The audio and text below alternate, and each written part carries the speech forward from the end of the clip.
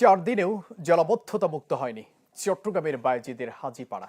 কয়েকদিনের বৃষ্টিতে জমে থাকা পানি সরতে না পারায় ডুবে আছে রাস্তাঘাট, ঢুকেছে বাসা বাড়িতেও। তবে সোমবার নগরীর অন্য কোথাও তেমন জলজট হয়নি।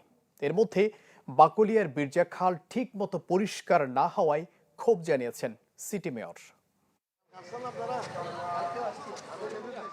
ভারী বৃষ্টি নেই, তারপরও হাঁটু সমান পানিতে তলিয়ে আছে চট্টগ্রামের বায়েজিদের হাজীপাড়া এলাকা। এই চিত্র সোমবার দুপুরের। কয়েকদিন ধরেই জলাবদ্ধ এই এলাকা। জমে থাকা পানি নালা কিংবা ড্রেন হয়ে খালে পড়ার ব্যবস্থা নেই।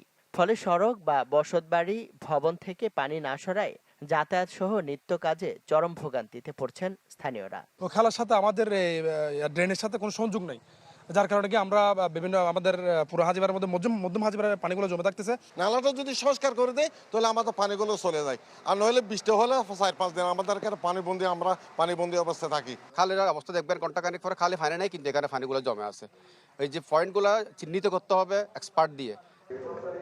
সিটি কর্পোরেশন বলছে নালা বা ড্রেন করার জন্য এতদিন স্থানীয়রা জায়গা না ছাড়াই পানি সরতে পারছে না। তবে এখন শীঘ্রই কাজ শুরু হবে বলে জানান তিনি। এবং আমাদের মটোই হলো ড্রেনকে আমরা খালে কানেক্ট করব। ওখানে লালা খালের সাথে কোনো ড্রেনের কানেকশন হচ্ছে না। প্রায় 250 মিটারের মতো ড্রেন দরকার, যেটার কানেকশন আমাদের নাই। ওটার জন্য যখনই আমরা অ্যাপ্রোচ করছি, সেনাবাহিনীও করছে, দেখা গেছে ম্যাক্সিমামই ব্যক্তিগত কবরস্থানের জায়গা, ব্যক্তিগত জায়গা, কেউ জায়গা ছাড়বে না যে এটা আমার জায়গায় কেন আপনি ড্রেন করবেন। যার ফলে এতদিনের যুদ্ধের পরে এখন রেজাল্ট যেটা জানাইলো, পুরো এরিয়াটায় পানি নিচে। হাজীপাড়ায় এমন অবস্থা হলেও নগরীর আর কোথাও সোমবার চোখে পড়েনি জলাবদ্ধতার তেমন চিত্র। নগরীর পানি নিষ্কাশনের সার্বিক পরিস্থিতি দেখতে সকালে বাকলিয়া এলাকার বীরজা খাল পরিদর্শন করেন সিটি মেয়র। মাত্র সপ্তাহ দুয়েক আগে পরিষ্কার করা খাল আবার ময়লা আবর্জনায় সয়লাব হওয়ায় অসন্তোষ জানান মেয়র।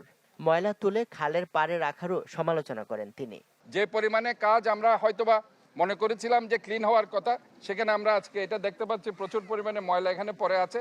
সেটা এখন আমাদেরকে আবারও ক্লিন করতে হবে।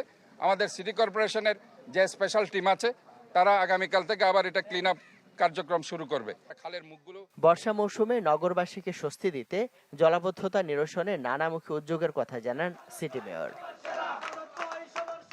ইমদাদুল হক, চ্যানেল 24, চট্টগ্রাম।